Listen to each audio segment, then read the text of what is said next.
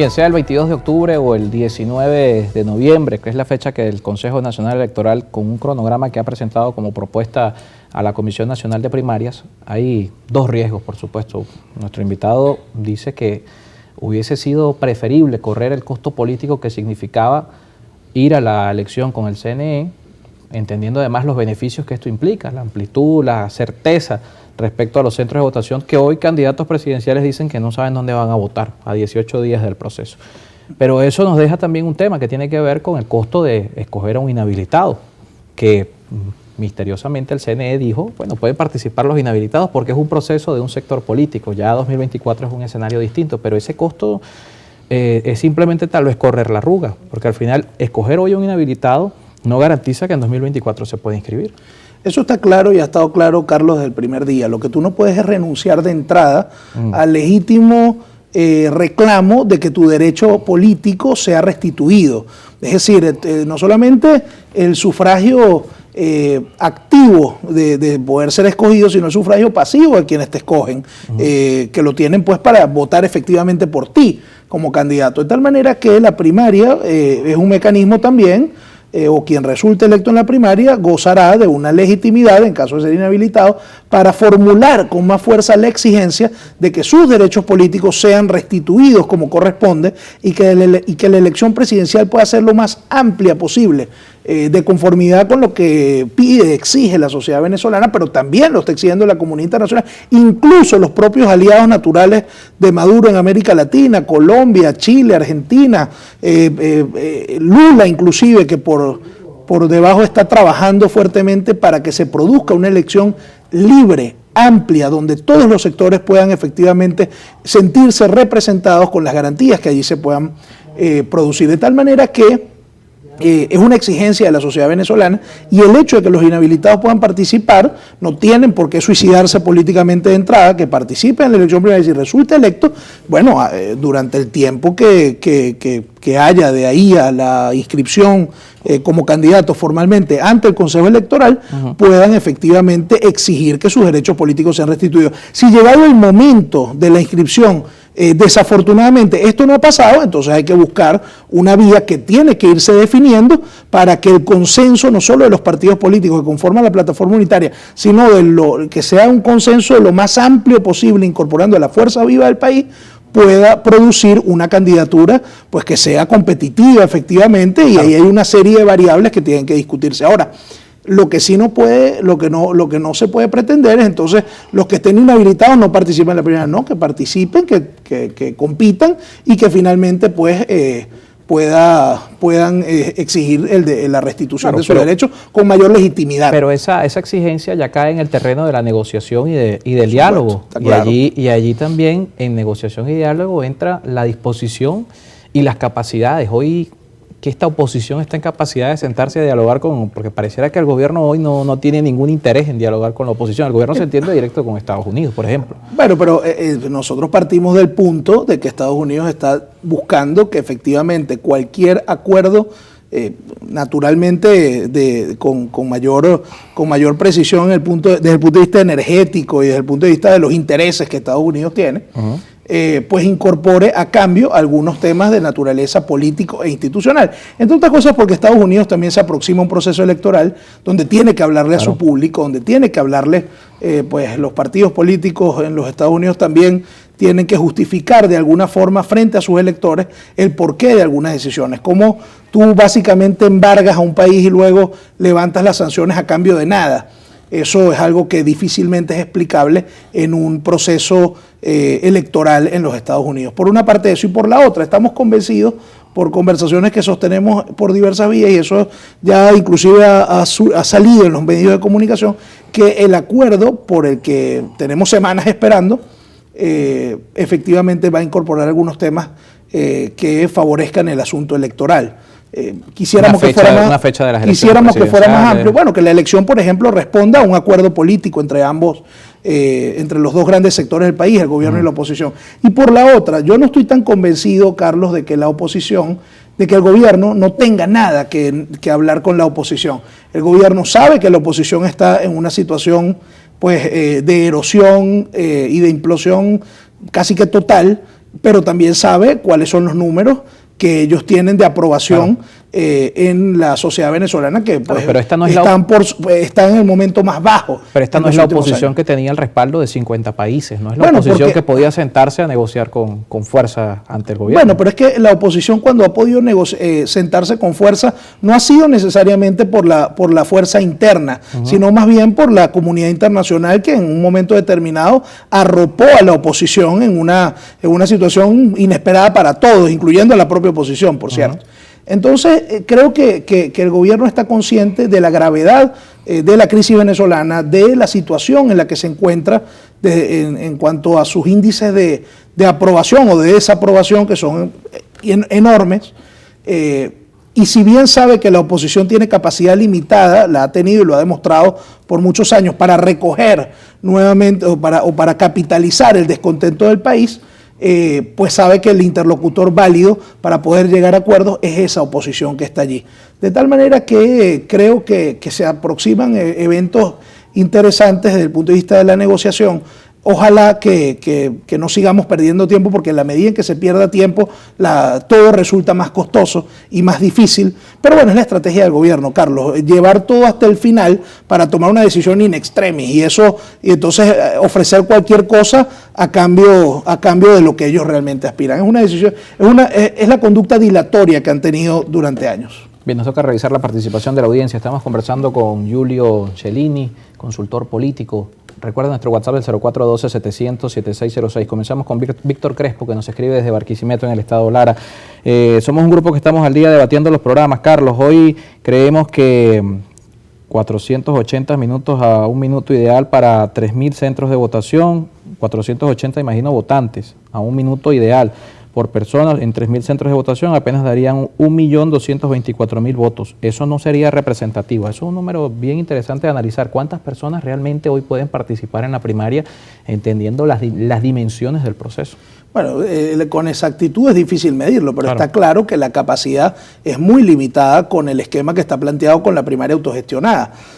No solamente por un tema de información por parte de los potenciales electores, no solo por un tema de facilidad en cuanto a la ubicación de los centros electorales, sino que también hay un tema, digamos, logístico. Pues hay un horario establecido para la primaria, hay unas condiciones que tendrían que cumplirse de forma perfecta para que todos los electores de todas las mesas del país puedan efectivamente votar en un tiempo adecuado y entonces tener un resultado amplio. Eso es muy difícil, Carlos, y por eso es la preocupación que muchos tenemos en torno a la celebración de la primaria autogestionada, porque efectivamente es muy complicado que pueda ser exitosa y que pueda recoger a una gran cantidad de electores con unas condiciones tan limitadas como las que están planteadas. Robert Duerto nos escribe desde Jusepín, en el estado de Monagas. Buenas tardes. Leí detenidamente el comunicado y tiene muchas ambigüedades de parte del Poder Electoral. Dice textualmente: el Poder Electoral de conformidad tiene la competencia exclusiva de organizar las elecciones. Esa es una parte que se interpreta como que el CNE es el único ente legal capaz de realizar cualquier elección popular o gremial, entre otras. Por otra parte, existe una ambigüedad en otro punto del párrafo y dice: las demás y organizaciones sociales que así lo soliciten. Bueno, es que el artículo 33 de la Ley de Procesos Electorales le da esas competencias al CNE. Ojo, el artículo no dice es competencia exclusiva, dice que son competencias del Poder Electoral. Por eso, y vuelvo a... Pero deja abierta la puerta al TCJ, ojo, el artículo. Es que el problema es que siempre termina poniéndose de relieve el germen acaparador del gobierno y de que quieren controlarlo todo. Es decir, eso está bastante claro con este comunicado del CNE. Y vuelvo al comentario que hice al inicio. Entonces, si el CNE tiene la facultad exclusiva y excluyente de organizar todas las elecciones del país, entonces, insisto, tendría que ir a un delegado de curso, hay que pedir asistencia del CNE. Una reina de carnaval, hay que ir al CNE. Un administrador de un grupo de WhatsApp, hay que ir al CNE. Bueno, eso es absurdo, no tiene ningún sentido. La facultad exclusiva y excluyente la tiene para la escogencia de los cargos públicos, los cargos de elección popular. De resto, es solo cuando se le solicite la asistencia técnica, el Consejo puede efectivamente, si así lo estima y si así lo aprueba, asistir técnica y logísticamente a una determinada elección de un gremio, o por de una universidad. Del TCJ, o por de la sala electoral. Sí, está bien, pero eso constituye al final una intromisión como la que ya hemos estado acostumbrados en la vida natural de los partidos políticos, en la vida pues de los gremios, y eso es inaceptable. De tal manera que si el CNE lo que quiere realmente, si el espíritu es ayudar, entonces tiene que dejar que sean los partidos políticos los que definan si efectivamente quieren la asistencia técnica del CNE o no. Insisto con la idea, yo creo que esa es una discusión que ya se produjo en la Comisión Nacional de Primarias, que ya tuvo argumentos suficientes para decidir que el Consejo Nacional Electoral diera la asistencia técnica, pero la respuesta llega de forma extemporánea y además con una serie de cosas a las que la plataforma tendría que aceptar para que haya la asistencia técnica del CNE. Robert Rodríguez, desde Lagunillas, en el estado Zulia, más un comentario que una pregunta. Hoy es el mismo pueblo quien va a salir con mucha valentía y gallardía a defender lo que deseamos, votar en las primarias donde sea, para la unidad de todos en la zona petrolera del país. Vamos a demostrar el cambio de Venezuela. Soy Robert Rodríguez del Zulia. Fernando Segnini nos escribe desde Barquisimeto. Saludos al amigo Celini. El miedo es libre. Ese comportamiento del CNE indica temor por saber el porcentaje del electorado a favor de la oposición. Puede ser. Carlos Jaramillo nos escribe también desde San Juan, en Mérida. En caso de no haber elecciones primarias, ¿cómo ve la posibilidad de un consenso? Los inhabilitados tienen voto, pero no serían elegibles.